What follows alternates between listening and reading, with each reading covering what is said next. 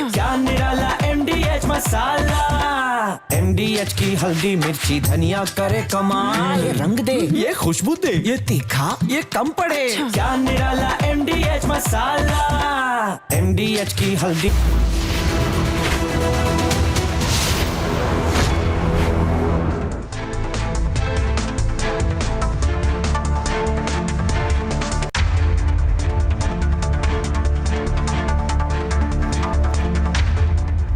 नमस्कार, बहुत स्वागत है आपका। आप देख रहे हैं देश का नंबर 1 न्यूज शो ये भारत की बात है और मैं हूं आपके साथ मृदुल शर्मा। होगी देश की हर बात, दिखाएंगे आपको देश और दुनिया की तमाम बड़ी खबरें आज खबरों में आपके लिए। और दर्शकों, आज एक सुबह खबर आई, महाराष्ट्र के डेप्यूटी सीएम अजित पवार का प्लेन क्रैश हो गया और उसमें उनकी जान चली गई। इसके बाद से देश भर में सवाल पूछा जाने लगा, क्या प्लेन से यात्रा करना सुरक्षित है? क्योंकि प्लेन क्रैश जिस तरह से हो रहे हैं, चाहे वो यात्री प्लेन हो, चार्टर्ड प्लेन हो या फिर हेलीकॉप्टर, क्या वो ठीक हैं, सुरक्षित हैं? ये सवाल पूछा गया। लेकिन मैं आपको बताऊंगा आज क्रैश की इनसाइड स्टोरी क्या है। आइए आपको तस्वीर दिखाते हैं। यह है दर्शकों प्लेन, जो सीसीटीवी फुटेज आया है, यह आप देखिए यहां पर जलता हुआ आपको दिखा रहा है। यही है वो फुटेज जो 8:46 पर रिकॉर्ड किया गया, यानी सुबह 8:45 बजे। देखिए जरा, सुनाइए एम्बियंस।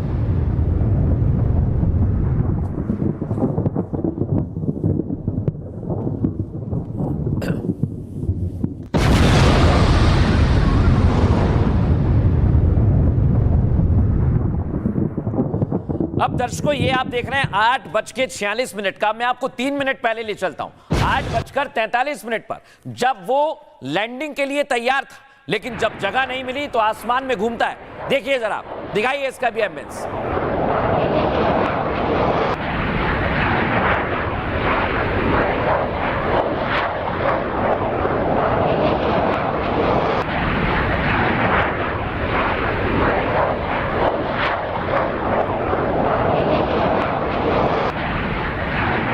अब दर्शकों 8:45 बजे यानी 8:45 के बाद हादसा हो गया था। यह हादसा आप देख रहे हैं और ये हमने AI से आपको तस्वीर दिखाई है, क्योंकि वो तस्वीर हैरान करने वाली थी, सन्न करने वाली थी। लाशें ही लाशें वहां पर दिख रही थी और एयर स्ट्रिप पर धुएं का गुबार था। आप देख सकते हैं एक तरफ AI जनरेटेड और एक तरफ कैसे लोग वहां तुरंत हादसे के बाद पहुंचे। दोनों तस्वीर आपके सामने।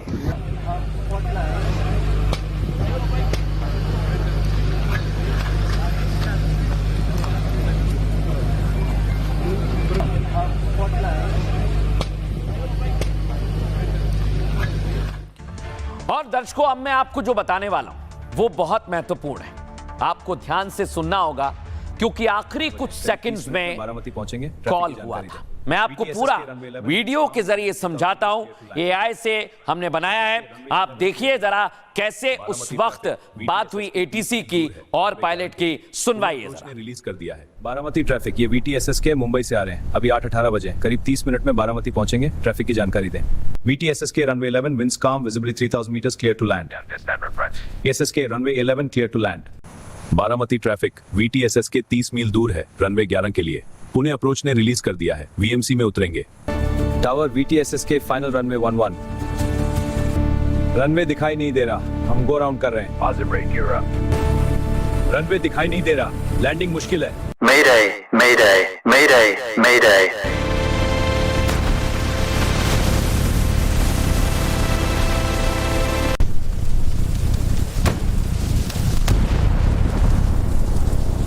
बारामती ट्रैफिक, ये VTSS के मुंबई से आ रहे हैं। अभी 8:18 बजे, करीब 30 मिनट में बारामती पहुंचेंगे। ट्रैफिक की जानकारी दें। VTSS के runway 11 winds calm, visibility 3000 metres, clear to land. ESS के runway 11 clear to land. Baramati traffic VTSS के 30 मील दूर है रनवे 11 के लिए। पुणे अप्रोच ने रिलीज कर दिया है, VMC में उतरेंगे। टावर VTSS के फाइनल रनवे 11।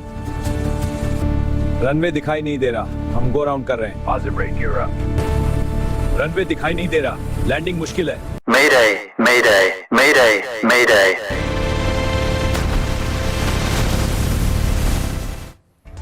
देखा दर्शकों, आपने, मैंने आपको पूरी बातचीत सुनवाई।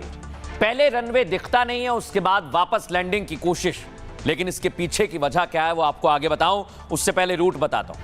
आपके सामने दर्शकों, मुंबई के पास पुणे का इलाका है, वहां से ये उड़ान भरता है प्लेन दर्शकों, और उसके ठीक पास में बारामती है जहां पर इसे उतरना था। लेकिन 8:45 पर यह हादसे का शिकार हो जाता है।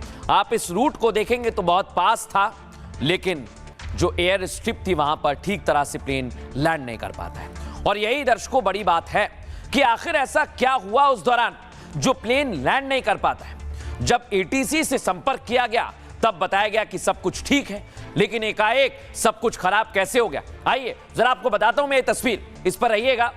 यह है दर्शकों एयर स्ट्रिप, देख रहे हैं आप, यानी यहां पर प्लेन को आना था, आप आसमान से आएंगे और यहां पर लैंड करेंगे। लेकिन हुआ क्या दर्शकों, उसके ठीक बगल में यह है जगह, आना यहां पर था प्लेन को, लेकिन कहां पर क्रैश यहां पर हो गया दर्शकों, उसके ठीक बगल में एयर स्ट्रिप के कुछ दूरी पर, यानी उसको उतरना था कुछ समय पहले ही, दिखा नहीं एयर स्ट्रिप, और यहां पर पायलट क्रैश कर जाता है। अब मैं आपको अगली तस्वीर दिखाता हूं, दिखाइए जरा।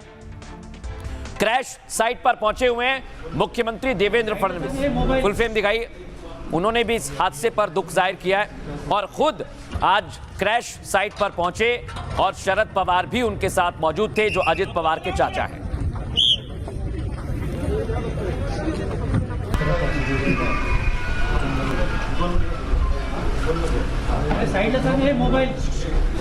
देवेंद्र फडणवीस और शरद पवार दोनों पहुंचे, लेकिन दर्शकों आज एक तस्वीर जो झकझोर देने वाली भी है।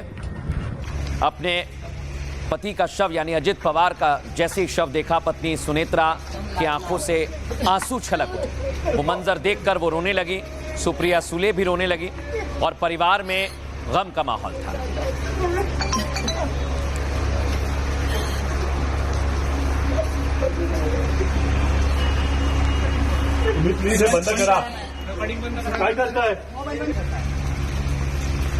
तो ये परिवार का माहौल है, लेकिन इसके बाद खुद डिप्टी सीएम एकनाथ शिंदे और मुख्यमंत्री देवेंद्र फडणवीस पहुंचे हुए मुलाकात करने, परिवार वालों को सांत्वना दी है। फुल फ्रेम दिखाइए। जिस तरह यह हादसा हुआ है उसके बाद महाराष्ट्र में कई नेता हैं जो अजित पवार के साथ हादसे के बाद काफी दुखी हैं, और दर्शकों परिवार वालों को सांत्वना दी जा रही है। लेकिन आज वो तस्वीर सामने आई जहां अजित पवार बैठे हुए थे, ये है वो सीट दर्शकों, इसकी हालत आप देखिए। आप समझ सकते हैं कि कैसे हादसे के बाद क्या स्थिति रही होगी उस प्लेन में बैठे 5 लोगों की। आप देखिए बिखरे हुए कागज हैं, फाइलें हैं, और जिस सीट पर अजित पवार बैठे हुए थे उनकी घड़ी से पहचान की गई है, उनके कपड़ों से पहचान की गई है कि ये अजित पवार का शव है। वो इतनी बुरी स्थिति में चला गया था। लेकिन दर्शकों जैसे अस्पताल ले जाया गया, देख रहे हैं आप, अजित पवार के समर्थक आ गए, काफी ज्यादा इस क्षेत्र में समर्थक हैं, और वो अजित पवार को देखना चाहते थे और अस्पताल के बाहर काफी बड़ी संख्या में पहुंच गए। सुनवाइए।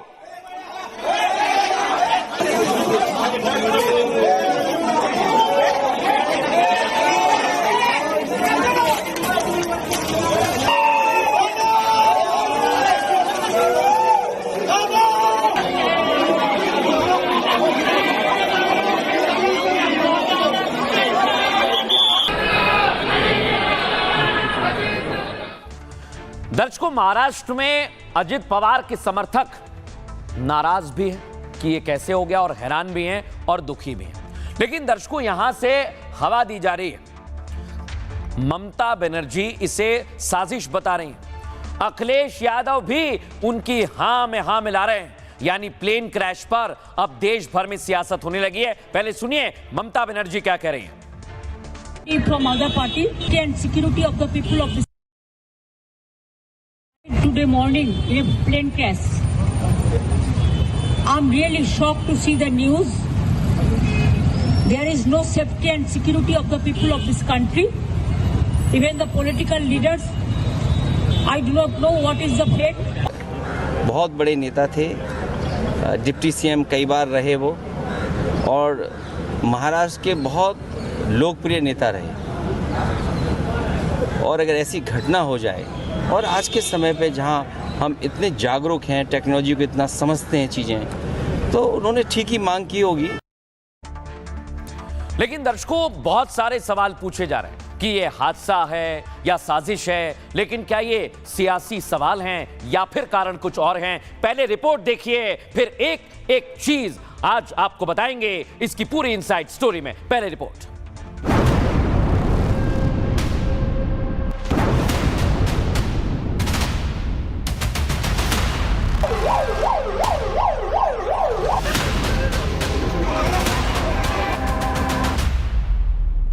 महाराष्ट्र की सियासत का बड़ा चेहरा रहे अजित पवार की मौत से हर कोई सन्न है। हर एक के एक दिल को दुखाने वाली घटना आज महाराष्ट्र में घटी है। अजित पवार की मौत ने एक बार फिर डीजीसीआई और प्राइवेट विमान कंपनियों पर सवाल खड़े कर दिए हैं, क्योंकि जिस कंपनी के विमान में अजित पवार थे, 3 साल में 2 बार उसकी प्लेन क्रैश हुई। टावर बोल रही है 3000 मीटर विजिबिलिटी है, और पायलट जब आता है लैंडिंग करने के लिए वो बोलता है मुझे रनवे नहीं दिख रहा है, स्लांट विजिबिलिटी, और सन अगर सामने होता तो विजिबिलिटी और कम हो जाती है। यानी हवा में उड़ती मौत बन चुके इन विमानों पर नजर रखने वाला कोई नहीं है क्या? और हादसों को सियासी रंग देने वाले हजारों लाइन में खड़े हैं। I need proper investigation under the supervision of Supreme Court. Only we have the trust on Supreme Court, no other agency. ममता जैसे नेता मौत पर भी मातम की जगह मौका तलाशें तो जवाब शरद पवार के अंदाज में ही बेहतर होता है।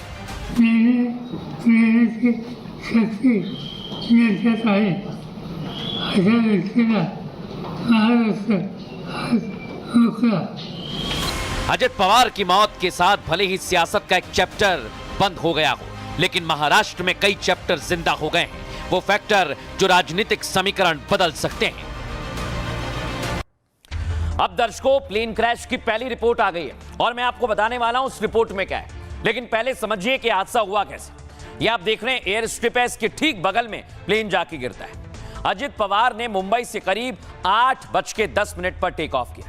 मुंबई से करीब 256 किलोमीटर दूर उन्हें बारामती में लैंड करना था, लेकिन सुबह 8:45 पर प्लेन क्रैश हो गया और अजित पवार पंचायत चुनाव के लिए जनसभा को संबोधित करने के लिए निकले थे, लेकिन बारामती एयरपोर्ट पर लैंडिंग के दौरान यह दर्दनाक हादसा हुआ।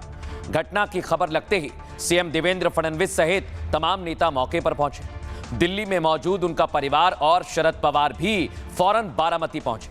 हादसे के बाद सबसे ज्यादा सवाल विमान कंपनी और विमान पर उठ रहे हैं। दर्शकों, हादसे वाले विमान के मालिक कंपनी दिल्ली की BSR वेंचर्स है और 2011 में बना इस कंपनी का मालिक कैप्टन विजय और कैप्टन रोहित सिंह है। आपको जानकारी दे दें, दिलचस्प बात तो यह कि 2023 में इसी कंपनी का विमान मुंबई में क्रैश हुआ था। लिहाजा पुराने रिकॉर्ड को देखते हुए AAIB ने हादसे की जांच शुरू कर दी है, क्योंकि अब तक की जांच से पता चलता है कि बेहद अनुभवी पायलट प्लेन को उड़ा रहे थे। कैप्टन सुमित को 15,000 घंटों से ज्यादा फ्लाइंग एक्सपीरियंस है, यानी पायलट को ऐसे खराब मौसम में उड़ान भरने का अनुभव पहले से था। अब सवाल विमान की खामी और घटना के दूसरे पहलुओं पर है। फिलहाल जांच एजेंसियों ने अलग अलग स्तर पर जांच शुरू कर दी है, लेकिन सवाल कई सारे हैं दर्शकों, और हादसे को लेकर अब जिम्मेदार क्या कह रहे हैं, पहले आपको वो सुनवाता हूं। हम सभी के लिए इस प्रकार के जननेता को खोना, मैं ऐसा मानता हूं कि इसके लिए हमारे पास कोई शब्द भी नहीं है, और उनके परिवार पर इस दुख की बेला में हम सब लोग उनके साथ में हैं। हर एक के एक दिल को दुखाने वाली घटना आज महाराष्ट्र में घटी है। ये हमारे लिए बहुत ही बेहद दुखद है और महाराष्ट्र के लिए भी दुखद है, उनके परिवार के लिए तो बहुत ही दुखद है। कभी बात करने में हिचकिचाहट नहीं थी, मन में कोई ऐसे अड़कल ही नहीं थी। अब ऐसे इंसान जब राजनीति में खो जाते हैं तो बहुत बड़ा दुख होता है। ऐसे व्यक्ति को खोना बहुत बुरा लगता है। कैसे होता है? ये दादा बहुत बड़े संघर्षशील नेता थे, बहुत बड़े एडमिनिस्ट्रेटर थे, और वहाँ विमान का जो क्रैश हुआ है उससे महाराष्ट्र का भारी नुकसान हुआ है, और हम सब लोग अभी उनके अंत्य संस्कार के लिए जा रहे हैं, तो ये बहुत बड़ा नुकसान हमारे महाराष्ट्र का हुआ है। लेकिन दर्शकों, आज वहां पर जैसे ही हादसा हुआ, कुछ लोग तुरंत पहुंचे और उन चश्मदीदों से हमने बात की है। सुनिए वो लोग हादसे के बारे में क्या कह रहे हैं।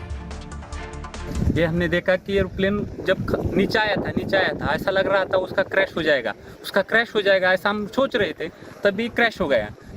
हमने देखा पूरा एक नीचे आ रहा था, ट्रैप पे आ रहा था, ट्रैप के नजदीक एक 100 फुट से नजदीक आके गिर गया है और उसके बाद स्फोट हो गया उसका जबरदस्त।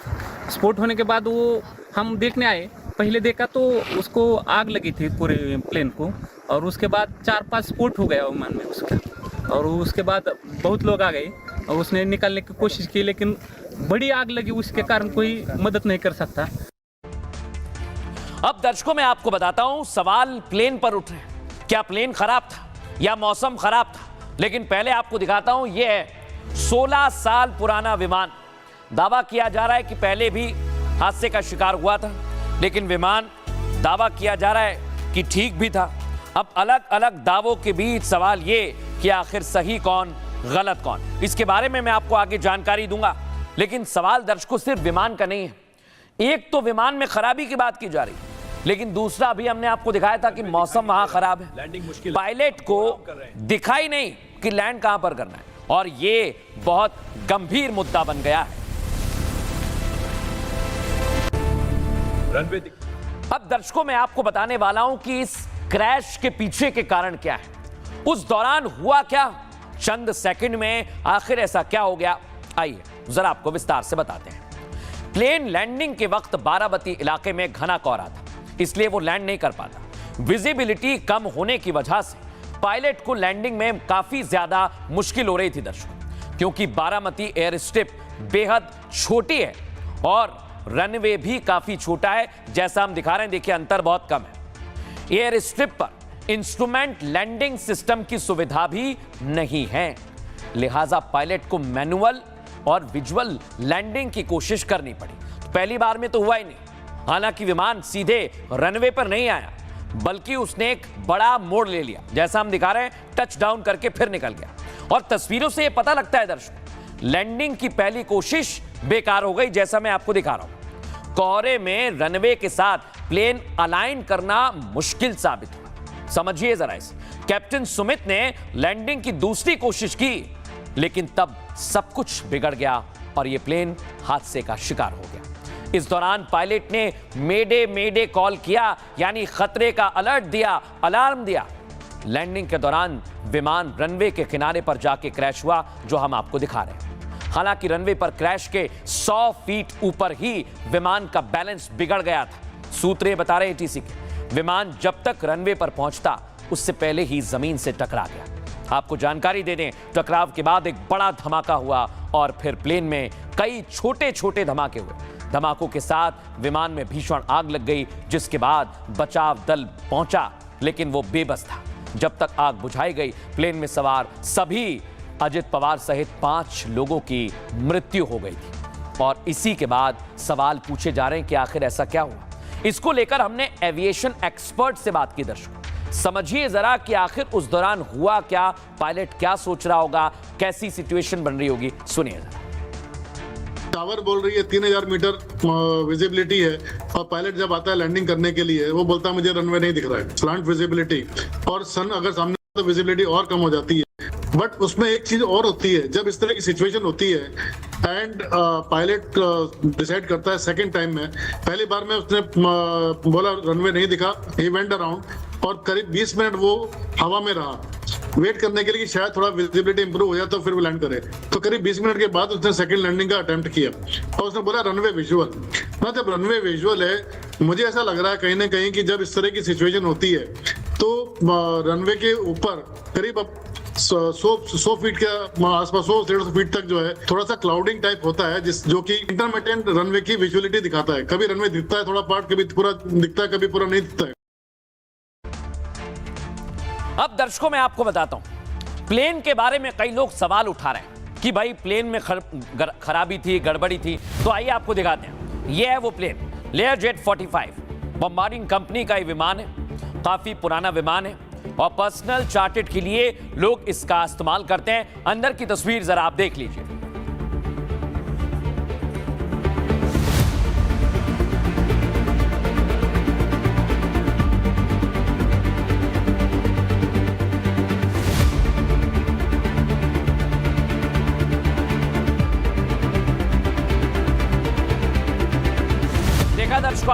बॉम्बार्डियर कंपनी का ये विमान अंदर से कैसा है, तमाम सुविधाओं से लैस है। लेकिन अब मैं आपको दिखाता हूं दर्शकों दो और तस्वीर। आप कहेंगे इतनी सुविधाएं, 2023 में देखिए जबरदस्त क्रैश हुआ था। और फिर आज की तस्वीर मैं आपको दिखा रहा हूं बारामती की। दोनों तस्वीर दिखाइए, अंतर किसी में कुछ नहीं है। लैंडिंग के वक्त ये हादसे का शिकार हुआ है। 2023 और 2026।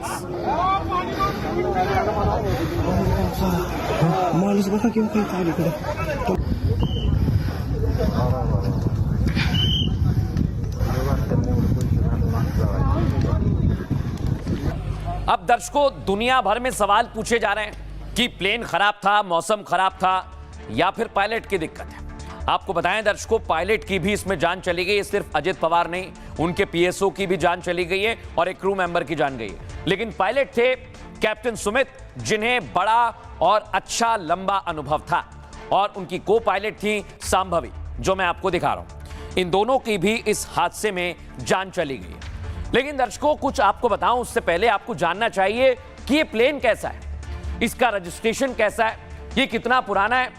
काफी पुराना है दर्शकों, और इसे उड़ाने वालों का अनुभव कितना है। आइए जरा आपको उसकी जानकारी पहले देता हूं। यही है वो प्लेन, इसका नाम है दर्शकों लेयरजेट 45। इसका रजिस्ट्रेशन नंबर है VTSSK। आपको जानकारी दें 2010 में इसे बनाया गया, और इतना ही नहीं, company VSR ventures private limited इसे संचालित करती है। और ये हैं वो पायलट सुमित कपूर, जिनकी कैप्टन, जिनकी जान चली गई इस हादसे में। इनको भी काफी लंबा अनुभव था दर्शकों, 15,000 से ज्यादा घंटे तक प्लेन उड़ाने का अनुभव था। और सांभवी पाठक एक युवा पायलट थी, को पायलट थी उनकी, और अनुभव 1500 घंटे का था। इनकी भी इस हादसे में जान चली गई। लेकिन दर्शकों सवाल ये, जब पायलट अनुभवी थे तो क्या विमान पुराना था, खराब था, इसलिए हादसा हो गया, या फिर दर्शकों दिक्कत कुछ और थी? क्योंकि मौसम को लेकर भी कई तरह की बातें की जा रही हैं। लेकिन आपको बताता हूं दर्शकों इस विमान की खास बात क्या है। दिखाइए जरा, यह है दर्शकों वो विमान। बारामती में जो विमान क्रैश हुआ वही है लेयरजेट 45। लेयरजेट 45 को कनाडा की कंपनी बॉम्बार्डियर बनाती है। लेयरजेट 45 की कीमत दर्शकों 40 करोड़ से लेकर 50 करोड़ तक होती है। आपको जानकारी दें, ये aviation company premium business jet बनाने के लिए ही जानी जाती है, जो ग्लोबल फैमिली के विमानों के डिजाइन और सर्विसिंग पर फोकस करती है। इस वक्त ये कंपनी दुनिया की टॉप एविएशन कंपनीज में शुमार है। भारत में लेयरजेट 45 का ऑपरेशन VSR वेंचर्स संभालती है। आपको बताएं दर्शकों, जिसका इस्तेमाल तमाम सेलिब्रिटी और बड़े बड़े नेता करते हैं। यही है वो प्लेन जिसमें सभी उड़ते हैं। अल्लू अर्जुन, ऋतिक रोशन भी इसी कंपनी का विमान इस्तेमाल करते हैं। इतना ही नहीं, आमतौर पर यह विमान सुरक्षित और भरोसेमंद माना जाता है। हालांकि जो विमान बारामती में क्रैश हुआ वो करीब 16 साल पुराना था। समझिए जरा, यानी हो सकता है कि विमान की मेंटेनेंस या तकनीकी दिक्कतें रही हों। हालांकि विमान कंपनी की टीम खुद जांच के लिए बारामती पहुंचती है। आपको यह भी जानकारी दे दें, विमान सुरक्षित है या फिर कंपनी चलाने वाले ने गड़बड़ की है। कई सवाल हैं जो अब पूछे जा रहे हैं, और आज हमने एक्सपर्ट से भी इसे लेकर सवाल किया। वो क्या कह रहे हैं सुनवाते हैं।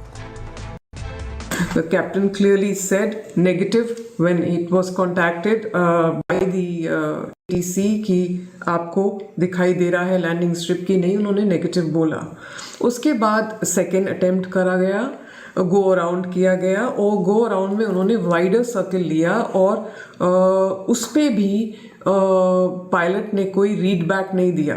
जब रीड बैक नहीं दिया, this is very important, could it be that there was a lot of cockpit instability, could it be that there was some other problem that happened, and then जो नेक्स्ट देखा गया that जहाज एकदम बिल्कुल runway से दूर ये stony bushes area में गया, रनवे से बिल्कुल स्टीयर क्लियर हो गया, उसके पास ही नहीं जा पाया, and it burst into flames, meaning कि इस पे आग लगी, और इसमें फ्यूल था to go back from Baramati to Mumbai. तो इसमें आग लगने के कारण जितने भी इसमें पैसेंजर्स थे including Shri Ajit Pawar have lost their lives. अब दर्शकों आपको बताएं, हादसा तो हो गया है, लेकिन हादसे के बाद देश भर में अजित पवार के परिवार के प्रति सांत्वना दी गई। प्रधानमंत्री नरेंद्र मोदी ने भी उन्हें याद किया और बताया कि महाराष्ट्र के डिप्टी सीएम रहे, राजनीति में बड़ा कद रखते हैं। और आज प्रधानमंत्री नरेंद्र मोदी ने क्या कहा है, पहले आपको सुनवाते हैं। आज का दिन हमारे लिए एक बड़ा दुख लेकर भी आया है। मैं अजीत पवार जी के परिवार के प्रति संवेदना व्यक्त करता हूं। यहां गृह मंत्री अमित शाह ने भी सोशल मीडिया एक्स पर घटना को लेकर, हादसे को लेकर दुख जाहिर किया। मुख्यमंत्री योगी आदित्यनाथ ने भी विनम्र श्रद्धांजलि दी।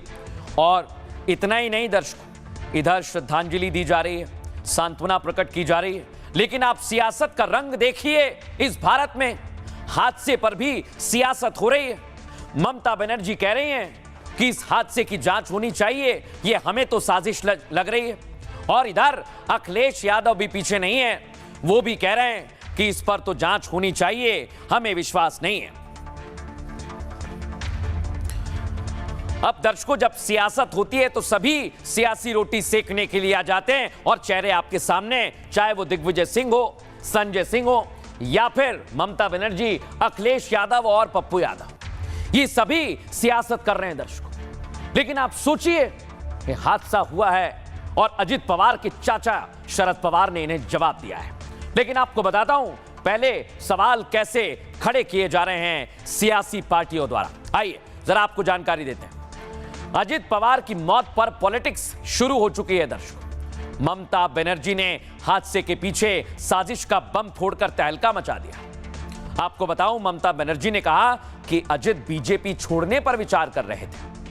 आज जो हुआ वो गंभीर सवाल खड़े करता है। सुप्रीम कोर्ट की निगरानी में इसकी जांच होनी चाहिए, हमें अन्य एजेंसीज पर भरोसा नहीं है। यानी ममता का सीधा इशारा साजिश की तरफ था दर्शकों। और आपको बताऊं, दावा है कि अजित पवार महायुति से अलग होने का मन बना रहे थे, यह विपक्ष की तरफ से कहा गया। ममता ने इसी दावे के दम पर साजिश की आग सुलगाने की कोशिश की है। ममता इशारों में हादसा नहीं बल्कि साजिश इसे बताती है।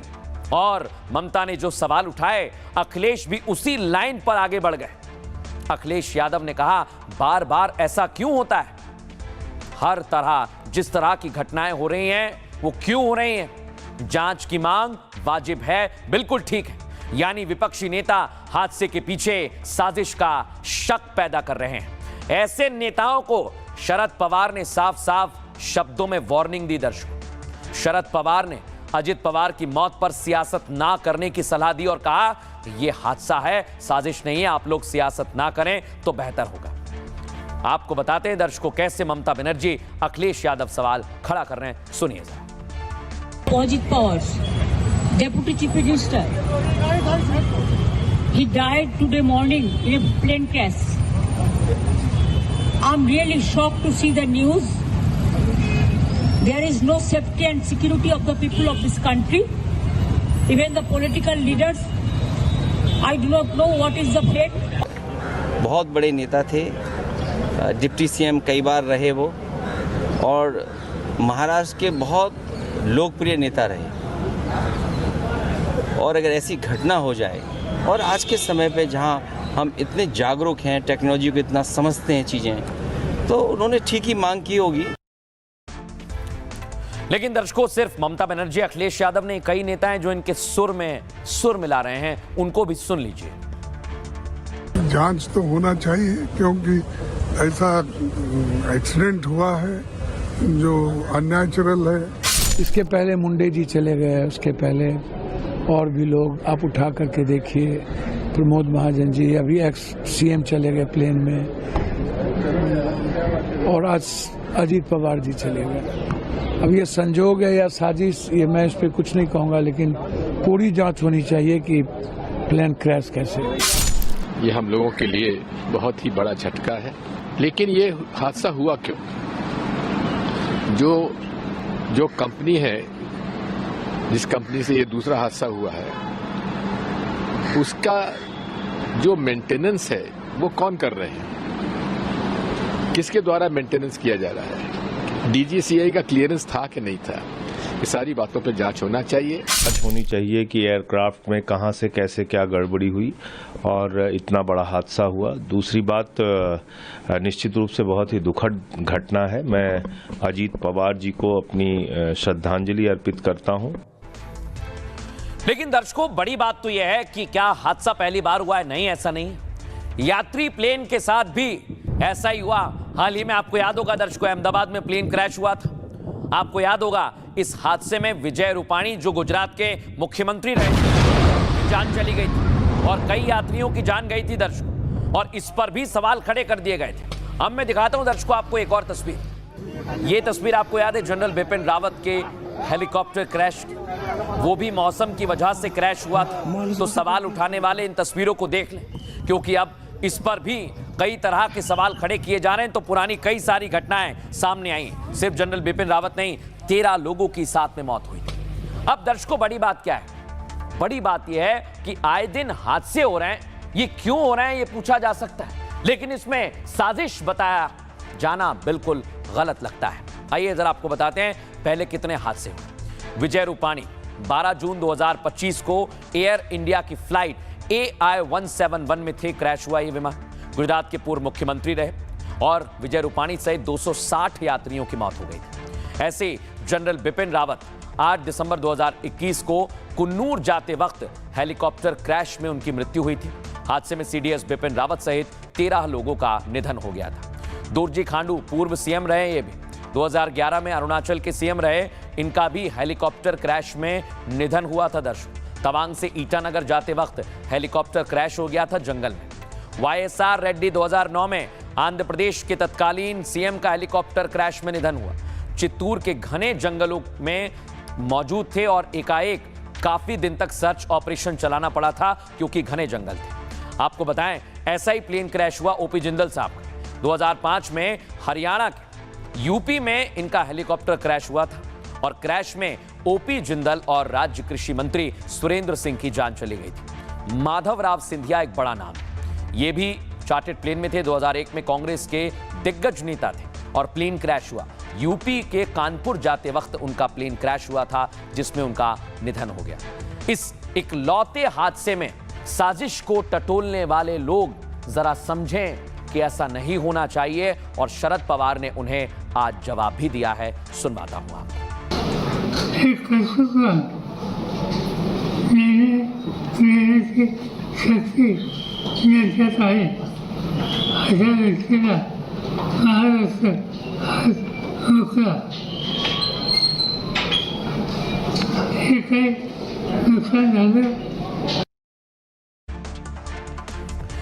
लेकिन दर्शकों, अजित पवार महाराष्ट्र की राजनीति में बड़ा नाम था और जैसे उनके समर्थक उदास हैं, वो उदास इसलिए हैं क्योंकि अजित पवार चले गए हैं। लेकिन अजित पवार जिनका लंबा सियासी इतिहास रहा है, और अजित पवार एक ख्वाब था उनका CM बनने का जो वो पूरा नहीं कर पाए। आपको दिखाएं, अजित पवार कई बार डेप्यूटी CM रहे। प्रधानमंत्री नरेंद्र मोदी ने भी बताया कि महाराष्ट्र की राजनीति में एक बड़ा कद है उनका, लेकिन CM बनने का उनका ख्वाब था। कई बार डेप्यूटी CM रहे, ये भी एक रिकॉर्ड है उनका, लेकिन CM नहीं बन पाए। अगली तस्वीर दिखाइए। उन्होंने डेप्यूटी CM पद की शपथ ली। हाल ही में महाराष्ट्र में चुनाव हुए और बड़ा मार्जिन लेकर उन्होंने अपनी पार्टी को जीत दिलाई, इसलिए उन्हें डेप्यूटी CM बनाया गया। लेकिन दर्शकों, बड़ी बात क्या है? अजित पवार जिस तरह की शख्सियत थे, आपको दर्शकों बताते हैं, जब वो प्रेस कॉन्फ्रेंस कर रहे थे फडणवीस और एकनाथ शिंदे के साथ, तब उन्होंने खुद बड़े लाइटर नोट में क्या कहा था, ये आज उनके समर्थक याद कर रहे हैं। आप भी सुनिए। आप और अजीत दादा पवार साहब भी कल डिप्टी CM पद की शपथ लेंगे? अरे भैया, अभी तो कहा, देवेंद्र जी ने भी कहा, मैं भी कह रहा हूँ, रुको थोड़ा, अभी शाम तक रुको, अभी कल शपथ ली है ना, उनका समझ में आएगा। मैं तो लेने वाला हूँ।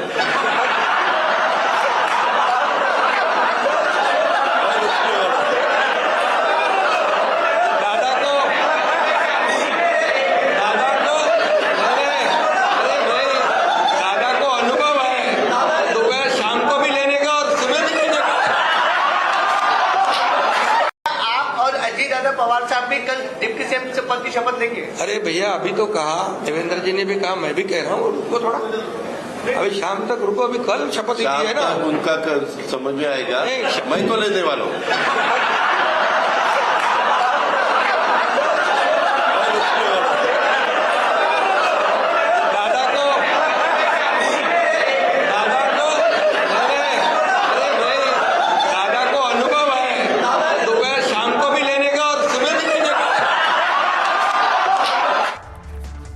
दर्शकों, अजित पवार के समर्थक इसलिए सड़कों पर खड़े हैं क्योंकि वो जिंदा दिल आदमी थे, और जैसा हमने आपको सुनाया यही वजह थी, क्योंकि अजित पवार कभी किसी के सामने झुके नहीं। लेकिन दर्शकों, एक ख्वाब था उनका सीएम बनने का, डिप्टी सीएम कई बार रहे। अजित पवार कद्दावर नेताओं में से एक रहे महाराष्ट्र में उनका अपना रुतबा होता था। और आपको यह भी जानकारी दें, शरद पवार के आंख कान नाक हुआ करते थे अजित पवार। जब अजित पवार ने शरद पवार की एनसीपी को छोड़ा तो कई सवाल आए। उनके मन में महाराष्ट्र के सीएम बनने का भी सपना था। चाचा से अलग होने के बाद उन्होंने खुलकर इस बात का इजहार भी किया, मूव कीजिए इसे, क्योंकि जब भी मौका मिलता था उन्हें डेप्यूटी सीएम बनाया जाता था। उन्होंने कहा कि आखिर कब तक मैं डेप्यूटी सीएम बनता रहूंगा, लेकिन नियति को यह मंजूर नहीं था कि वो कभी सीएम बने। अजित पवार ने 6 बार महाराष्ट्र के डेप्यूटी सीएम पद की शपथ ली दर्शकों, लेकिन मुख्यमंत्री की कुर्सी से बस एक कदम दूर रह गए। और अजित पवार का जन्म 22 जुलाई 1959 को हुआ था। युवा नेता थे अजित पवार। शरद पवार के बड़े भाई अंतराव के बेटे थे। उनका जन्म अहमदनगर जिले की देवलाली प्रवरा में हुआ। आपको यह भी जानकारी दें, अजित शुरुआत में शरद पवार के पर्सनल सेक्रेटरी हुआ करते थे। 1991 में पहली बार बारामती सीट से सांसद चुने गए। बाद में शरद पवार के लिए उन्होंने ये सीट भी छोड़ दी थी। 1995 में बारामती विधानसभा का चुनाव लड़ा और वहां से उन्होंने चुनाव जीता। 1999, साल 2004, 2009, 2014 में भी यहीं से विधायक बने। और अजित ने 2024 में फिर बारामती से चुनाव लड़ा और आखिरी चुनाव भी जीते। अपनी सियासी सफर में अजित पवार कई बार डेप्यूटी सीएम बने दर्शकों। अलग अलग सरकारों के कई मंत्रालयों की जिम्मेदारी भी उन्होंने संभाली। फडणवीस सरकार में भी उन्होंने डेप्यूटी सीएम की जिम्मेदारी संभाली। उनके पास वित्त मंत्रालय और योजना मंत्रालय की बड़ी जिम्मेदारी थी। आपको ये जानकारी दें, 23 फरवरी को विधानसभा में 2026-27 का बजट पेश करने वाले थे, लेकिन मन में सीएम बनने की हसरत लिए अजित पवार दुनिया छोड़कर चले गए हैं। अब दर्शकों, आज इसे लेकर सभी शोक व्यक्त कर रहे हैं। वरिष्ठ पत्रकार अवधेश जी क्या कह रहे हैं, सुनवाते हैं आपको। वो कांग्रेस की सरकार में भी थे, वो उद्धव ठाकरे की सरकार में भी उप मुख्यमंत्री ही थे और आज भी वो उप मुख्यमंत्री ही है। तो वो भविष्य में मुख्यमंत्री बनते नहीं बनते ये एक अलग प्रश्न है, लेकिन उनमें काबिलियत थी, क्षमता थी, वो ज़बरदस्त काम करते थे। अपने क्षेत्र में उनकी लोकप्रियता थी और विधानसभा में उन्होंने साबित कर दिया कि बारामती में शरद पवार के विरुद्ध हुए। शरद पवार जी ने उन्हीं के भतीजे जो या उनका अपना पोता कहिए और अजित पवार के भतीजे योगेंद्र पवार को खड़ा किया। लग रहा था कि बारामती में तो हमें ही वोट मिलेगा। बारामती से उन्होंने अजित पवार ने उनको हरा दिया। तो जाहिर है उनकी लोकप्रियता थी। ज़्यादातर विधायक इनके साथ आ गए, सांसद इनके साथ आ गए थे, पार्टी का मेजोरिटी इनके साथ आ गई थी, बड़े बड़े नेता सब इनके साथ आ गए थे और अंततः शरद पवार को कहना पड़ा कि हम चुनाव चिन्ह की लड़ाई नहीं लड़ेंगे। लेकिन दर्शकों, आज क्या क्षति होती है, अपने का जाना कितना दुख भरा होता है, उसकी तस्वीर दिखाता हूं। यह है एनसीपी के विधायक धनंजय मुंडे। जब फोन पर जानकारी मिली तो रोने लगे। दिखाइए जरा तस्वीर, सुनवाइए।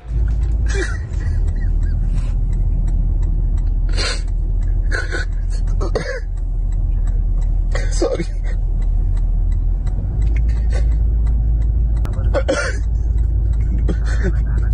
वडील गेल्यानंतर कधी 5000 केला वडील नाही त्याची जाणीव नाही होती। महाराष्ट्र में 3 दिन का राजकीय शोक है दर्शकों, इसकी घोषणा की गई है और झंडे को झुकाया गया है, क्योंकि डेप्यूटी सीएम थे, संवैधानिक पद था और कई बार भी अजित पवार पदों पर रहे हैं। अगली तस्वीर दिखाइए। अजित पवार चले गए, लेकिन अब सवाल यह कि उनकी पार्टी का क्या होगा, क्योंकि उनकी पार्टी में वही सबसे वरिष्ठ नेता थे और अपने दम पर पार्टी को खड़ा किया था। अब उनके साथी भी हैं, उनके परिवार वाले भी हैं, स्वयं उनकी धर्मपत्नी अर्धांगिनी भी हैं, तो उनकी पार्टी का क्या होगा, आइए आपको उसकी जानकारी दे देते हैं। अजित पवार राज्य की तीसरी सबसे बड़ी पार्टी के नेता थे। आपको बताएं, बीजेपी और शिंदे की शिवसेना के बाद उन्हीं की पार्टी थी जो सबसे बड़ी थी। देवेंद्र फडणवीस सरकार में उनके साथ 8 मंत्री थे उनकी पार्टी से जुड़े हुए, और इसके अलावा 7 कैबिनेट और 1 राज्य मंत्री था, जिसका मतलब उनकी पार्टी का कुनबा काफी बड़ा था। अब आपको बताएं, चाचा से अलग होने के बाद उनकी हैसियत और ज्यादा बढ़ गई थी। ऐसे में सवाल यह कि आखिर अब पार्टी को कौन लीड करेगा? यह है वो नेता। पार्टी के कार्यकारी अध्यक्ष प्रफुल्ल पटेल है, लेकिन वो मास लीडर नहीं है। दूसरे बड़े नेता हैं प्रदेश अध्यक्ष सुनील तटकरे, जिनकी बड़ी पहचान नहीं है, ये उनकी कमी है। पार्टी में छगन भुजबल खड़े हुए हैं, जो बड़े नेता हैं, उनकी पहचान भी है, लेकिन वो अस्वस्थ हैं, स्वास्थ्य ठीक नहीं है। अब पार्टी में कोई बचता है तो वो है अजित पवार की पत्नी सुनेत्रा पवार, और सुनेत्रा राज्यसभा सांसद हैं, राजनीतिक सामाजिक रूप से सक्रिय भी हैं। अजित पवार के 2 बेटे हैं, एक पार्थ पवार हैं, दूसरे जय पवार हैं। आपको बताएं, पार्थ पवार ने 2019 का चुनाव लड़ा, लेकिन वो जीत नहीं पाए, और दूसरे बेटे का सियासत से दूर दूर तक कोई लेना देना नहीं है। ऐसे में अजित की विरासत कौन संभालेगा, इस पर सस्पेंस बढ़ गया है। हालांकि दर्शकों, सियासत में इसको लेकर अब चर्चाएं भी तेज हो गई हैं। वरिष्ठ पत्रकार क्या कह रहे हैं, सुनिए जरा। महाराष्ट्र के उप मुख्यमंत्री अजित पवार की मौत के कारण एनसीपी को जबरदस्त झटका लगा है। साथ ही महाराष्ट्र की राजनीति में भी एक जबरदस्त झटका है, लेकिन इसके साथ यह भी तय है कि क्योंकि पहले से ही शरद पवार की पार्टी और अजित पवार की पार्टी को मिलाने की बात थी, तो अब ये काम और तेज़ी से होगा। राष्ट्रीय राजनीति में जहां सुप्रिया सुले अपनी जगह बनाएंगी, वहीं ये भी देखा जा रहा है कि महाराष्ट्र की राजनीति में अजित पवार की पत्नी सुनेत्रा पवार को अहमियत दी जाएगी। हो सकता है उन्हें उप मुख्य पद दिया जाए। दूसरे नेताओं को भी जिन्होंने अजित पवार के साथ लगातार काम किया और उनकी पार्टी को आगे बढ़ाया, उन्हें भी शरद पवार को वजन देना पड़ेगा, नहीं तो पार्टी में तोड़फोड़ हो सकती है। अब दर्शकों, खबरों में आगे बढ़ेंगे। आज एक और बड़ी खबर आपके लिए लेकर आए हैं। डोनाल्ड ट्रंप परेशान हो गए। यूएसएस अब्राम के बाद एक और युद्धपोत ईरान के पास भेज दिया है। तो क्या अब ईरान पर हमला होने वाला है? पहली तस्वीर आपको दिखाएं, लेकिन अभी क्या माहौल है समंदर के पास, सबसे पहले रिपोर्ट देखिए।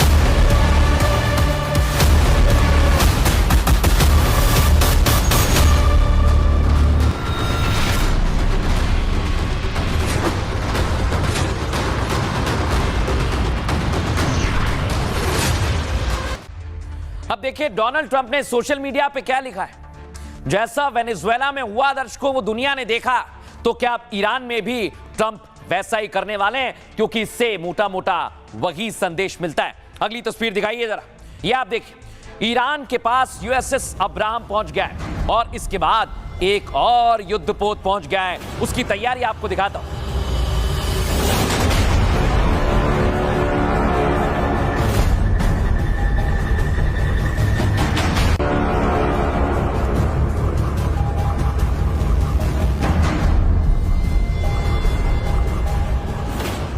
दर्शकों, यूएसएस देखा आपने, और ये दूसरा नौसैनिक बेड़ा भी निकल पड़ा है। यानी अब ट्रंप पूरी तरह से अपनी ताकत को ईरान के पास बढ़ा रहे हैं।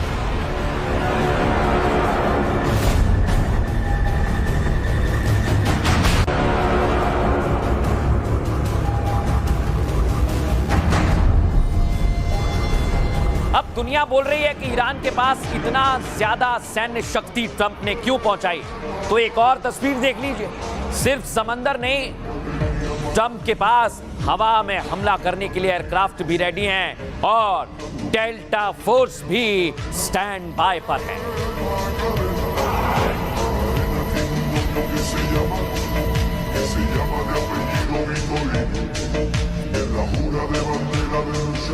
अब दर्शकों, ये सिर्फ और सिर्फ दिखावा नहीं है, क्योंकि ट्रंप कई बार कह चुके हैं कि हम रुकेंगे नहीं, और वो इशारों में क्या कहते हैं पहले आपको सुनवाता हूं।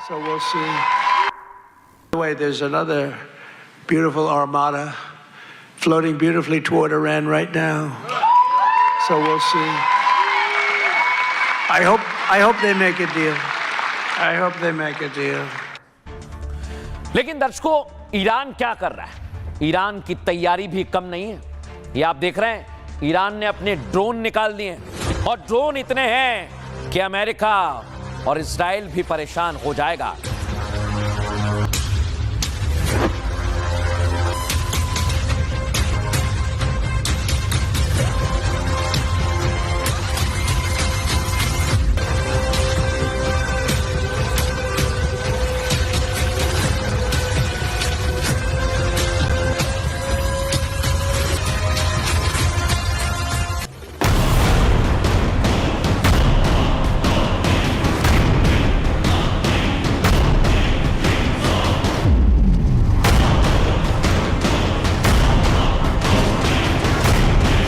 ट्रंप की आक्रामक नीति युद्ध की चेतावनी अब खामनेई की गर्दन तक पहुंच गई। ईरान में 36,000 से ज्यादा लोगों को मारने वाली खामनेई की सेना अब्राहम लिंकन के टारगेट पर है और अब यूएसएस अब्राहम लिंकन को बैकअप देने के लिए ट्रंप ने दूसरे नौसैनिक बेड़े को ईरान की तरफ भेज दिया है। There's another beautiful armada floating beautifully toward Iran right now. So we'll see. I hope they make a deal. I hope they make a deal. चारों तरफ से घिरे खलीफा भी ट्रंप के सामने घुटने टेकने को राजी नहीं है। खामनेई कसम खा चुके हैं, अगर हमला हुआ तो 20,000 किलो बारूद से पलटवार करेंगे। जंग समंदर में हो या जमीन पर, अमेरिकी सैनिकों का नरसंहार करेंगे। यानी कोहराम की तारीख बेहद करीब आ गई है, क्योंकि ट्रंप की धमकी के बाद खामनेई विद्रोहियों पर जुल्म बढ़ा रहे हैं। चाहे महिला हो या बच्चे, सरकार के खिलाफ आवाज उठाने वालों को चुन चुन कर मार रहे हैं, जिसे रोकने और फिर से अपना दबदबा बनाने के लिए ट्रंप भी ट्रिगर पर उंगली रखकर दबाने ही वाले हैं। अब दर्शकों, मैं आपको बताता हूं कि ट्रंप क्या ग्रीन सिग्नल दे चुके हैं और ईरान पर किसी भी वक्त हमला हो सकता है, क्योंकि हर बार नई तारीख आती है। ईरान पर हमले की फुल एंड फाइनल तैयारी लगभग हो गई है। राष्ट्रपति ट्रंप किसी भी वक्त ईरान पर हमला कर सकते हैं और इसके लिए अमेरिकी नौसैनिकों को ट्रंप आदेश देने वाले हैं, क्योंकि दूसरा नौसैनिक बेड़ा ईरान की ओर तेजी से बढ़ रहा है और यूएसएस अब्राहम मिडिल ईस्ट में पहले ही पहुंच चुका है। अमेरिका ईरान के आसपास अपनी सैन्य मौजूदगी बढ़ा रहा है ताकि ईरान पर हमले के वक्त सैनिकों की कमी ना हो। दरअसल डोनाल्ड ट्रंप ने इस बार खामनेई को फाइनल चेतावनी दी है। दर्शक, ट्रंप ने कहा, मुझे लगता है इस बार इससे समझौता कर लेना चाहिए। ईरान सरकार को अमेरिका के आगे झुक जाना चाहिए और अगर ऐसा नहीं हुआ तो नौसैनिक बेड़ा ईरान की तरफ बढ़ रहा है। अगला हमला ऑपरेशन मिडनाइट हैमर से विनाशकारी होगा, जो वेनेजुएला पर हुआ। यानी ट्रंप की यह चेतावनी किसी बड़े हमले की तरफ इशारा करती है। माना यह भी जा रहा है कि समंदर में कैसे अब ईरान पर हमला करने के लिए अमेरिका रेडी है, यह दुनिया देख चुकी है। अब दर्शकों, आपको एक और बात बताऊं, मिडिल ईस्ट में अभी अमेरिकी सैन्य मौजूदगी काफी मजबूत है। इस इलाके में करीब 30,000 से 40,000 अमेरिकी सैनिक तैनात हैं। इसके अलावा मिडिल ईस्ट में करीब 6 नौसैनिक जहाज मौजूद हैं, जिनमें 3 गाइडेड मिसाइल डिस्ट्रॉयर भी शामिल हैं, जो बैलिस्टिक मिसाइल, डिफेंस और अन्य ऑपरेशन के लिए भी सक्षम है। इसलिए यह तैयारी बड़ी खास लगती है। सुनिए डोनाल्ड ट्रंप क्या कह रहे हैं। There's another beautiful armada floating beautifully toward Iran right now. So we'll see. I hope they make a deal. I hope they make a deal. They should have made a deal the first time they'd have a country. एक खूबसूरत armada इस समय Iran की ओर जा रहा है। मैं चाहता हूं कि ईरान समझौता कर ले, अमेरिका के सामने ईरान झुक जाए। अगर ईरान पहले ही समझौता कर लेता तो आज उसकी हालत अलग होती। पिछले साल जून में अमेरिका ने ईरान के कई परमाणु ठिकानों पर हमला कर उसकी परमाणु ताकत को पूरी तरह खत्म कर दिया। अब दर्शकों, मैं आपको बताने वाला हूं ईरान क्या कर रहा है। ईरान की ताकत है दर्शकों उसके ड्रोन, और वो वही कर रहा है। ईरानी ड्रोन से अमेरिकी युद्धपोत पर रेकी की जा रही है, ऐसा दावा है। फुल फ्रेम दिखाइए इस तस्वीर।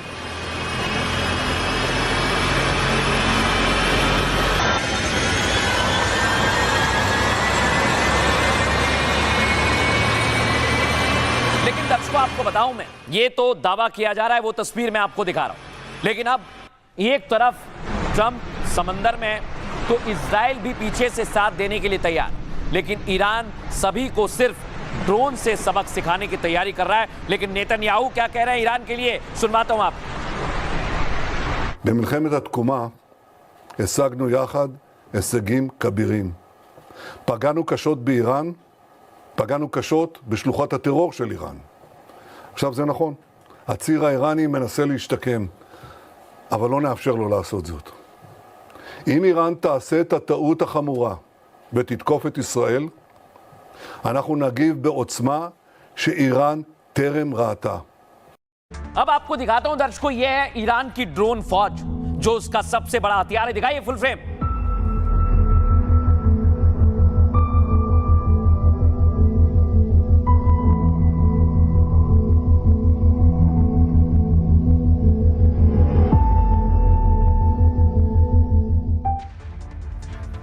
ये ड्रोन फौज तैयार है दर्शकों। क्या ये अमेरिका और इजराइल के हमले से बचा पाएगी? आइए जरा इसको विस्तार से आपको बताते हैं, जानकारी देते हैं। मिडिल ईस्ट में इस बार तनाव काफी ज्यादा बढ़ गया है दर्शकों। ऐसा मैं क्यों कह रहा हूं? क्योंकि ट्रंप के बाद नेतन्याहू ने भी ईरान को खुली धमकी दी है और इजरायली पीएम ने कहा ईरान को कायदे में रहना होगा, तभी फायदे में रहेगा। साथ ही कहा कि अगर इजराइल पर ईरान ने हमला किया तो फिर हम ऐसी ताकत से जवाब देंगे कि ईरान भूल नहीं पाएगा। इधर से इस दौरान नेतन्याहू ने राष्ट्रपति ट्रंप का भी जिक्र किया है। उन्होंने कहा, नेतन्याहू ने कहते हैं आगे वो ईरान को हम आखिरी वार्निंग दे रहे हैं। नेतन्याहू की टिप्पणी ऐसे समय में आई है दर्शकों जब अमेरिका ने अपना युद्धपोत ईरान के ठीक पास में तैनात कर दिया है। इधर खाड़ी में बड़े मुस्लिम देशों ने अमेरिका से दूरी बना ली है, यानी सऊदी अरब, यूएई और कतर हमले के समर्थन में नहीं है।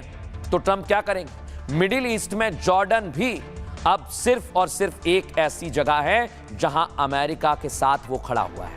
हमले के बाद जॉर्डन अमेरिका का अहम सहयोगी बन सकता है। इसे समझिए, जॉर्डन में अमेरिका का पहले से ही मजबूत सैन्य ठिकाना मौजूद है। यहां पर जो इलाके हैं वो काफी ज्यादा अमेरिका के हाथ में है। भारी हथियार यहां पर मौजूद हैं, एयरबेस मौजूद हैं। ऐसे में ट्रंप और नेतन्याहू की धमकी के बाद खामनेई अलर्ट पर आ गए हैं। ईरान ने चेतावनी दी है कि वो किसी भी हमले के लिए तैयार है और अगर यह हमला हुआ तो फिर कोई रोक नहीं पाएगा। सुनिए डिफेंस एक्सपर्ट कर्नल शैलेंद्र क्या कह रहे हैं। ये जो डोनाल्ड ट्रंप स्पॉन्सर्ड जो ट्रिगर करी गई है प्रोटेस्ट, वो एक बहुत ही खतरनाक मोड़ की तरफ बढ़ती चली जा रही है, क्योंकि एक तरफ इंटरनल क्राइसिस और दूसरी तरफ डोनाल्ड ट्रंप ने एक ऐसी घेराबंदी और एक ऐसी डिप्लॉयमेंट करी है जो अगर चेस बोर्ड के ऊपर अगर देखा जाए तो बिल्कुल सेट है कि कुछ ना कुछ होने वाला है। एक तरफ उन्होंने अपने अब्राहम लिंकन और दूसरे एयरक्राफ्ट कैरियर को लगा रखा है। साइबर वॉरफेयर बिल्कुल टोटल चल रही है। इंफॉर्मेशन वॉरफेयर बहुत ही अव्वल दर्जे की उन्होंने लगा रखी है। सो ये सब मिलाकर चेस बोर्ड पर यह दिखाता है कि कुछ होने जरूर वाला है, क्योंकि इतनी डिप्लॉयमेंट आप कभी किसी के सिर्फ एक प्रेसिडेंट को रिमूव करने के लिए नहीं करेंगे। बट अपने आप में आपने ईरान को डोनाल्ड ट्रंप और यूएस ने उस लिमिट पर ला दिया है, उस रेड लाइन के ऊपर लाकर खड़ा कर दिया है जहां से क्रॉस कभी भी हो सकता है। और क्रॉस होने का मतलब है एक भयंकर बहुत ही संघर्षपूर्ण या इंटेंसिटी जिसकी बहुत बढ़ जाएगी, ये वो वाली लड़ाई होगी। अब दर्शकों बड़ी बात क्या है, अभी तक जो तस्वीर आपने देखी वो ईरान के लिए इसलिए मुश्किल है क्योंकि ईरान के अंदर भी बगावत हो रही है। वो तस्वीर मैं आपको दिखा रहा हूं। ईरान में हालात काफी खराब हुए हैं। फुल फ्रेम दिखाइए इस तस्वीर को।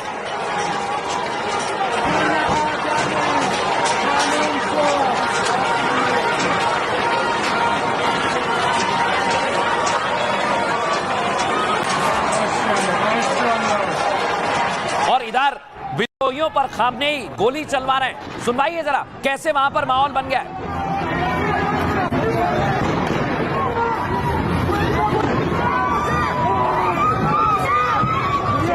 जो विरोध में उतरे हुए हैं सड़कों पर, उन पर गोलियां बरसाई जा रही हैं। दिखाइए जरा ये तस्वीर। ये देखिए आप, गोलियां बरसाई जा रही हैं, यानी विद्रोहियों पर इस समय खामनेई की फोर्स टूट पड़ी है।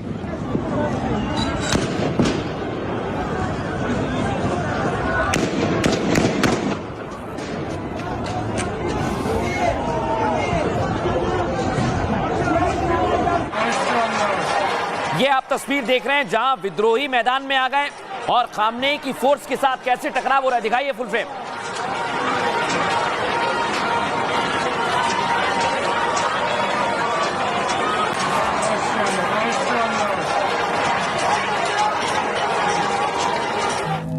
अब दर्शकों वहां पर महिलाएं बुरके को लेकर विरोध कर रही हैं और खामनेई के खिलाफ मैदान में आ गई हैं।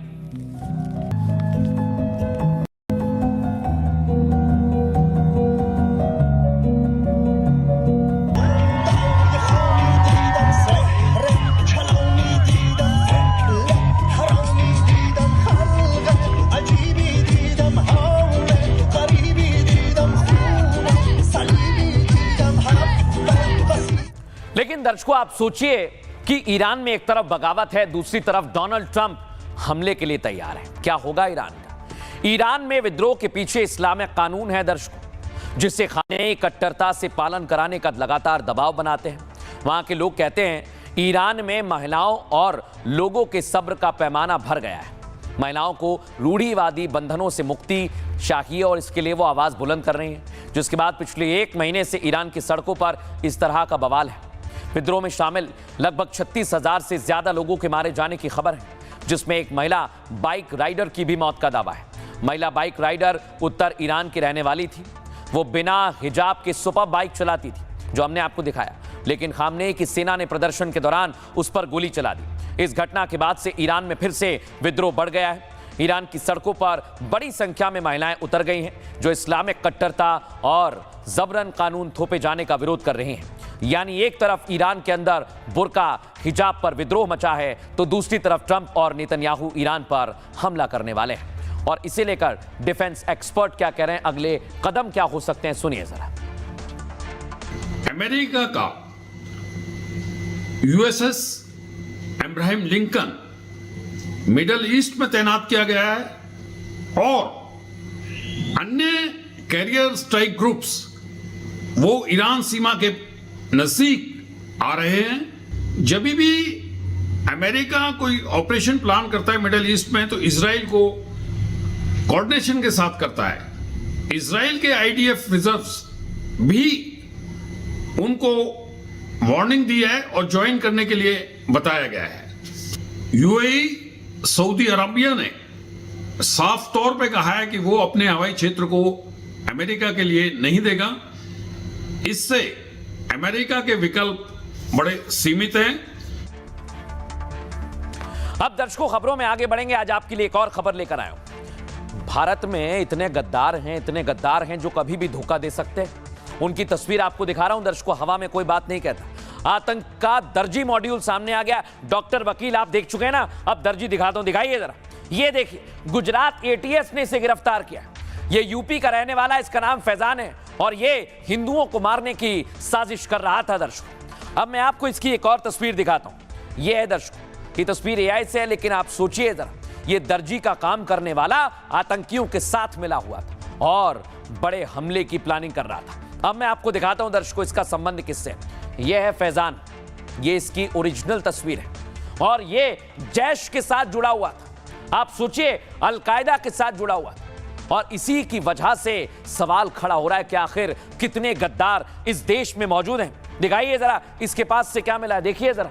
ये आप देख रहे हैं, ये जिंदा कारतूस और ये जिगाना पिस्टल। जिगाना पिस्टल वो है दर्शकों जिससे सिद्धू मूसेवाला पर हमला किया गया था और अतीक पर भी इसी से हमला किया गया था। अब यही तस्वीर आप समझिए और देखिए।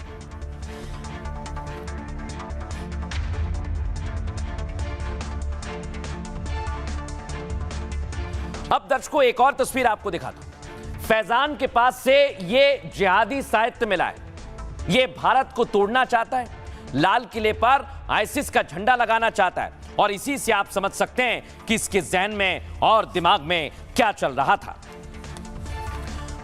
अब आपको यह तस्वीर दिखाता हूं दर्शकों। पेशावर में जैश का आतंकी मुश्ताक मारा गया, यानी ये गद्दार भेज रहे हैं और उधर सीक्रेट किलर ठोक रहा है। पर मुत्तफिक है कि रियासत की दिफा अव्वल तरीन जिहाद है और एक जिहाद के लिए खैबर से कराची तक पाकिस्तान का। लेकिन आप सोचिए, भारत में रहने वाला एक दर्जी आतंकियों के साथ मिला है, तो आप विश्वास किस पर करेंगे? जरा सोचिए, इस बात को मैं बताता हूं, यह कितना खतरनाक है। गुजरात में बड़ी आतंकी साजिश नाकाम हुई है दर्शकों। गुजरात एटीएस ने फैजान को गिरफ्तार किया है। फैजान यूपी के रामपुर का रहने वाला था। पिछले 3 साल से गुजरात के नवसारी में रह रहा था। और आप सोचिए, फैजान नवसारी में दर्जी का काम करता था, टेलर। गुप्त सूचना के आधार पर छापे के बाद एटीएस ने इसे दबोच लिया है। एटीएस ने इसके पास से विदेशी जिगाना पिस्टल बरामद की दर्शकों, और 6 कारतूस भी इसके पास से मिले हैं। आपको बताएं, फैजान यूपी में टारगेट किलिंग की साजिश कर रहा था। फैजान ऐसे लोगों की पहचान कर रहा था जिन पर पैगंबर मोहम्मद के अपमान के आरोप लगे हों। उन लोगों की तस्वीर आतंकी संगठनों के साथ ये शेयर करता। ऐसे लोगों को मारने के लिए फैजान ने पिस्टल और कारतूस भी खरीदी थी। जैश ए मोहम्मद जैसे आतंकी संगठन से इसका नाम जुड़ा हुआ है। जैश की तरह लोन वुल्फ के जैसे यह अकेला ही काम कर रहा था। पाकिस्तान स्थित हैंडलर मोहम्मद अबू बकर के संपर्क में था दर्शकों। अब और जानकारी निकाली जा रही है। इंस्टाग्राम, व्हाट्सएप और टेलीग्राम के जरिए उन लोगों से बातचीत करता था। देश में हिंदुओं के खिलाफ आतंक फैलाने की ये साजिश कर रहा था। जिहाद को बढ़ावा देने वाला 29 पन्नों का साहित्य भी इसके पास से बरामद किया है, और तिरंगे की जगह आईएसआईएस का झंडा लाल किले पर लगाना चाहता था, आतंकवादियों का झंडा। सोचिए आप, ये खुलासा हुआ है दर्शकों, और डीआईजी एटीएस क्या कह रहे हैं, सुन लीजिए। जैश ए मोहम्मद के जो मेन बड़े टेररिस्ट हैं, इन लोगों से जुड़ा हुआ है। खास करके ऑपरेशन सिंदूर के बाद की जो स्थिति है, उसको देखते हुए इस तरह के जो लोन वुल्फ हैं, जो कि किसी टेररिस्ट ऑर्गेनाइजेशन के इशारे पे यहाँ पे कोई टेरर एक्टिविटी एग्जीक्यूट करें, तो ऐसी ये मानसिकता रखता था, और इसको समय रहते हुए पकड़ा गया। दूसरे बहुत सारे टेलीग्राम्स ग्रुप हैं जिसमें ये जो अपने टारगेट्स थे उनकी इन्फॉर्मेशन शेयर किया करते थे, और ये आगे उनको मारने का प्लान बनाया करता। अगर उस ऑर्गेनाइजेशन की तरफ से इसे इंस्ट्रक्शन मिले तो एक विशाल जो जिहाद की परिकल्पना है, इसमें जुड़ करके कश्मीर में जो जिहाद है उसमें भी जुड़ने की इच्छा रखता है। दर्शकों, जो देश के खिलाफ हैं, जो देश में गद्दारी कर रहे हैं, उनको आज एक संदेश आपको सुनाता हूं। योगी आदित्यनाथ के साथ एक छोटा बच्चा पहुंचा। वो योगी बन के ही गया था, और उस योगी ने क्या योगी आदित्यनाथ के सामने कहा है, आपको सुनना चाहिए। सुनिए जरा। नमस्कार, मैं योगी आदित्यनाथ यूपी कश्मीर बोल रहा हूँ। रास्ते पे घर मत बनवाना, मैं तो बुलडोजर चलवाऊंगा। जय श्री राम। भारत माता की जय। भारत माता की जय। भारत माता की जय। वंदे मातरम। वंदे मातरम। तो सोचिए आप जरा, बच्चा भी कह रहा है कि गलत काम मत करना। बहरहाल आगे बढ़ेंगे, आपको तस्वीर दिखाते हैं। इस समय उत्तर भारत में गजब की ठंड है, परेशान हो गए लोग। लेकिन ठंड की वजह क्या है दर्शकों? कश्मीर में जबरदस्त बर्फबारी हो रही है। दिखाइए तस्वीर, एवलांच आ गया। ये आप तस्वीर देखिए, फुल फ्रेम दिखाइए। एवलांच की तस्वीर सीसीटीवी में कैद हुई है।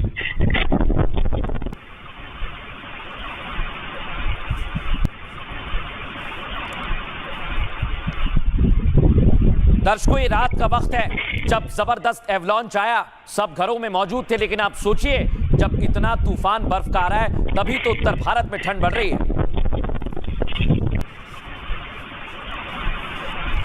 लेकिन दर्शकों, परिस्थितियां कैसी भी हों, सेना आपकी मदद के लिए तैयार रहेगी। एक गर्भवती महिला जम्मू उधमपुर में फंस गई, सेना ने उसका रेस्क्यू किया है। फुल फ्रेम दिखाई। भारत की जवान, हिंद की सेना आपकी मदद के लिए कहीं भी, किसी भी चोटी पर पहुंच जाएगी।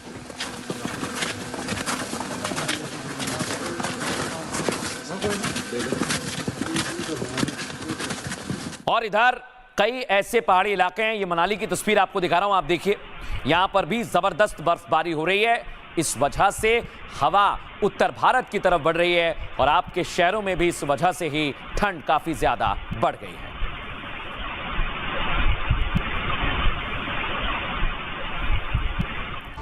दर्शकों, ठंड बढ़ गई है, आपको अपना ख्याल रखना चाहिए। बहरहाल आज आपके लिए सूत्र क्या है हमारा, यह आपको सुनना चाहिए। आज सूत्र हमने लिया है आचार्य चाणक्य से। चाणक्य ने बच्चों की परवरिश को लेकर कई अहम सूत्र दिए। संतान को बचपन से अनुशासन और समय का मूल्य सिखाना चाहिए। जो समय की कद्र करना सीख गया, वो जीवन में कभी असफल नहीं होगा। उसको सिखाइए, कठिनाइयों से भागना नहीं है, बल्कि उनका सामना करना है। क्योंकि आराम से नहीं, संघर्ष से ही इंसान सफल बनता है।